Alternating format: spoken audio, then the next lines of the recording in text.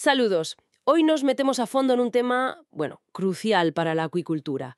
¿Cómo estimar el crecimiento del camarón Lithopeneus banamei? Ya saben, el camarón blanco del Pacífico. Y a partir de ahí, calcular cuánto alimento necesita realmente. Para esto nos basamos en un par de fuentes. Por un lado, un resumen práctico, digamos, de hallazgos científicos y por otro, el estudio más detallado de Powell y su equipo, que se publicó en 2019 en Aquaculture Research. El objetivo está claro, ¿verdad? Entender qué modelos son más fiables para predecir cómo crecen los camarones y, sobre todo, cómo aplicar esos modelos. Porque, a ver, no es ninguna tontería. La alimentación supone, entre el 50 y el 60% de los costes totales en cultivo intensivo. Así que acertar aquí, bueno, marca la diferencia en la rentabilidad. Muy bien, pues entremos en materia. El estudio este de Powell compara dos métodos principales para modelar el crecimiento. No tiene en cuenta la temperatura del agua. Y claro, para animales ectotermos como los camarones, que dependen de la temperatura ambiente, pues eso es clave. Claro. Además, el GSR a veces, tiende a quedarse corto prediciendo el peso entre muestreos. O al revés, a pasarse si intentas extrapolar muy lejos. Ya veo.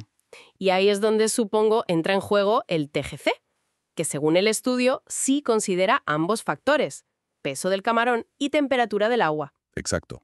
El TGC, digamos, tradicionalmente ya era un paso adelante. Incorpora la temperatura. Pero el estudio de Powell no se queda ahí, ¿verdad? Sugieren que incluso ese TGC se puede afinar más. Eso es, el TGC clásico usa un exponente fijo, el famoso 13 relacionado con el peso corporal. Pero lo que vieron Powell y su equipo es que el banamei, no crece siempre igual. No sigue una única curva perfecta. Detectaron como dos etapas distintas. Ah, ¿te refieres a eso que llaman las dos estancias o fases de crecimiento? Que hay un punto de cambio, ¿no? Como a los 7,5 gramos de peso. Justo eso. Ahí está el kit de la cuestión. Vieron que el patrón cambiaba. Y eso, claro, cambia totalmente cómo modelarlo. Exacto. Y lo más importante es que en lugar de usar ese exponente fijo de 1.3, que sería 0,333, ¿no? Pues ellos calcularon cuál era el exponente óptimo para cada una de esas fases. Lo llaman 1 menos b en la fórmula. Y lo hicieron de forma iterativa, usando datos reales, datos de 15 lotes de producción de granjas comerciales, ojo, en el sudeste asiático. ¿Y qué encontraron? ¿Son muy diferentes esos exponentes optimizados? Pues sí, bastante.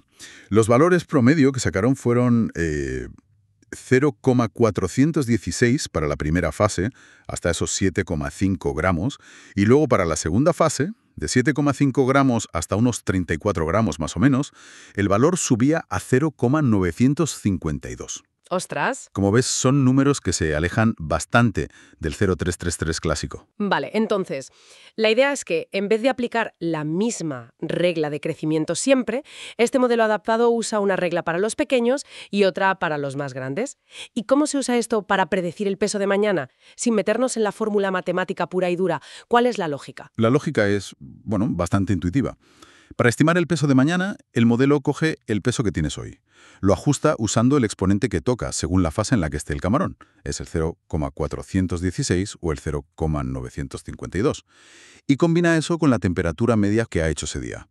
Así, digamos, proyecta un peso para mañana mucho más realista para esa fase concreta. Entendido. Es como tener dos calculadoras distintas, una para cada etapa. Y aquí viene lo importante para el productor. ¿Cómo conectamos esta predicción más fina con la alimentación diaria para intentar bajar ese 50-60% de costes del que hablábamos? Pues ahí está la aplicación práctica directa. Si tienes una predicción fiable del peso de mañana, que llamamos W mañana, puedes calcular muy fácil cuánto peso se espera que gane el camarón ese día. Simplemente restas W mañana menos el peso de hoy. Esa es la ganancia de peso diaria. Ajá. Y luego, sabiendo el factor de conversión alimenticia que esperas tener, el FCA, o sea, cuánto pienso necesitas para que el camarón gane 1 gramo, pues multiplicas esa ganancia de peso diaria por tu FCA esperado. Y ¡zas! Ahí tienes la cantidad de alimento que deberías dar hoy. Ni más ni menos. Claro, la teoría es sencilla. Dale justo lo que necesita para crecer lo que va a crecer. Exacto. Y usar este modelo TGGs optimizado por fases permite ajustar esa ración diaria pues mucho mejor. Evitas desperdiciar pienso, que es carísimo, y optimizas la rentabilidad de la granja. De hecho, las métricas estadísticas que usaron en el estudio, cosas como el IC, CCC, MSPE, que miden cómo de bien ajusta el modelo a los datos reales, confirmaron que este modelo adaptado era consistentemente superior. Superior al SGR y también al TGG tradicional con el exponente fijo. Sí, a ambos. Suena muy bien, la verdad, muy prometedor. Pero has mencionado que los datos base eran de granjas del sudeste asiático. ¿Qué pasa si alguien quiere aplicar esto, no sé, en Ecuador, en México, en España? ¿Es directamente aplicable? ¿Hay que tener alguna precaución? Totalmente. Hay que tener precaución. Es un punto clave que los propios autores recalcan en el estudio. Estos exponentes, el 0,416 y el 0,952, se calcularon para unas condiciones muy concretas. La genética de esos camarones, la nutrición que recibían, el manejo de esas granjas específicas. Claro. Entonces, es muy probable que si cambias de región, de genética, de tipo de pienso, pues esos valores necesiten un ajuste. No es un copiar y pegar universal. Habría que validarlo localmente. Exacto. Validarlo y, si hace falta, recalibrarlo con datos propios de la granja o la región. Además, también apuntan a un posible sesgo en cómo se toman las muestras en las granjas. A veces, inconscientemente, se tienden a coger los camarones un poco más grandes para los muestreos, y eso puede afectar un poco a los datos con los que se construye el modelo. Entendido. O sea, los modelos son herramientas, no verdades absolutas. Precisamente. Son aproximaciones muy útiles de la realidad, pero siempre simplificaciones. Vale. Pues para ir resumiendo las ideas clave.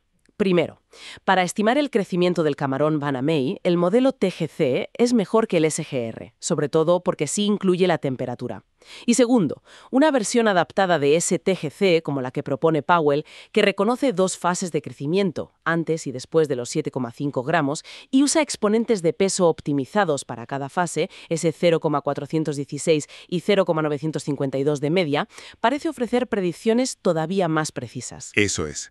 La evidencia del estudio apunta claramente en esa dirección. Y lo importante es que esa precisión extra no es solo, una curiosidad científica.